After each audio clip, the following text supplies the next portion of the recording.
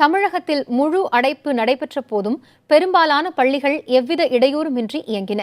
கர்நாடக எல்லையை ஒட்டியுள்ள தமிழக பகுதிகளில் மட்டும் தனியார் பள்ளிகள் பெரும்பாலானவை மூடப்பட்டன. காவிரி விவகாரத்தில் கர்நாடக அரசை கண்டித்து தமிழகம் முழுவதும் முழு அடைப்பு போராட்டம் நடைபெற்று வருகிறது. இந்த போராட்டத்தில் பங்கெடுப்பதாக தனியார் பள்ளிகள் கூட்டமைப்பு அறிவித்தது. அரசு பள்ளிகள் உட்பட அனைத்து பள்ளிகளும் வழக்கம் போல இயங்கும் என பள்ளிக்கல்வித்துறை அறிவித்தது. இதன்படி தமிழகம் முழுவதும் உள்ள அரசு மற்றும் அரசு உதவி பெறும் பள்ளிகள் அனைத்தும் இயங்கின. பெரும்பாலான தனியார் பள்ளிகளும் இயங்கின. மிக குறைவாகவே தனியார் பள்ளிகள் மூடப்பட்டன. இவற்றில் குறிப்பாக கர்நாடக மாநில எல்லையை ஒட்டி அமைந்துள்ள மாவட்டங்களில் இருக்கும் தனியார் பள்ளிகள் மூடப்பட்டிருந்தன. தற்போது 10 மற்றும் 12ஆம் வகுப்புகளுக்கு பொது வினாத்தாள் அடிப்படையில் காலாண்டு தேர்வுகள் நடைபெற்று வருகிறது. முழு அடைப்பில் பங்கேற்ற தனியார் பள்ளிகளுக்கு வேறு வினாத்தாள்களை கொண்டு தேர்வு நடைபெறும் என்றும் அறிவிக்கப்பட்டுள்ளது.